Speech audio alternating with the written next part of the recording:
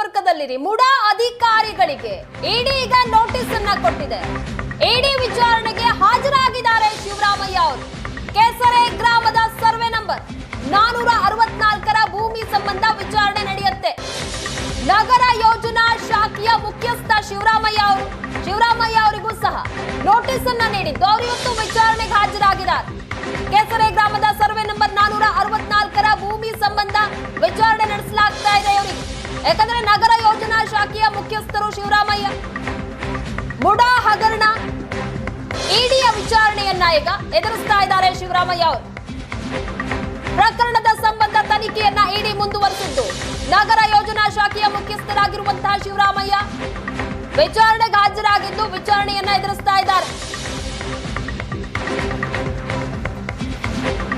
ಈ ಬಗ್ಗೆ ಡೀಟೇಲ್ಸ್ ಕೊಡ್ತಾರೆ ನಮ್ಮ ಪ್ರತಿನಿಧಿ ಮಧುಸೂದನ್. ಈಗ ನಗರ ಯೋಜನಾ ಶಾಖೆಯ ಮುಖ್ಯಸ್ಥರಾಗಿರುವಂತಹ ಶಿವರಾಮಯ್ಯ ಅವರನ್ನ ವಿಚಾರಣೆ ನಡೆಸಲಾಗ್ತಾ ಇದೆ. ಇವರಿಂದ ಯಾವೆಲ್ಲ ಮಾಹಿತಿಯನ್ನ ಪಡೆದುಕೊಳ್ಳೋ ಸಾಧ್ಯತೆ ಇದೆ?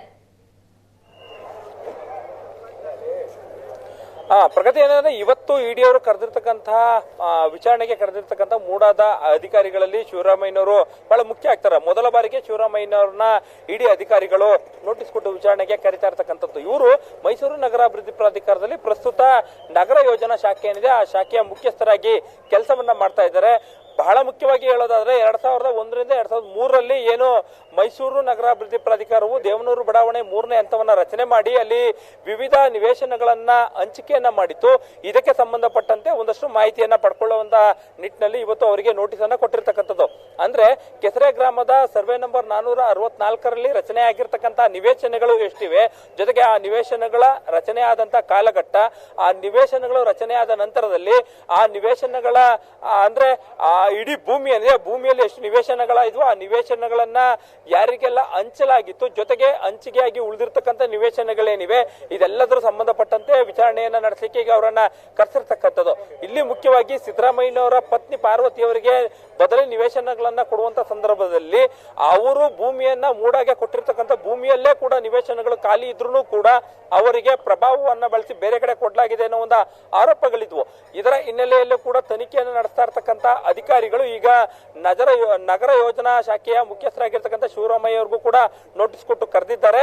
ಅಂದ್ರೆ ಆ ಕಾಲಘಟ್ಟದ ದಾಖಲಾತಿಗಳೇನಿದ್ವು, ಜೊತೆಗೆ ಯಾವ ಮಾನದಂಡದಲ್ಲಿ ಅಲ್ಲಿರ್ತಕ್ಕಂಥ ನಿವೇಶನಗಳು ಹಂಚಿಕೆ ಆಗಿವೆ, ಉಳಿದಿರ್ತಕ್ಕಂಥ ನಿವೇಶನಗಳು ಎಷ್ಟು, ಇದೆಲ್ಲದರ ಬಗ್ಗೆಯೂ ಕೂಡ ಕೂಲಂಕುಷವಾದಂತಹ ವಿಚಾರಣೆ ನಡೆಯುತ್ತೆ. ಪ್ರಗತಿ, ಥ್ಯಾಂಕ್ ಯು ಮಧುಸೂದನ್ ನಿಮ್ಮೆಲ್ಲ ಡೀಟೇಲ್ಸ್ಗಾಗಿ.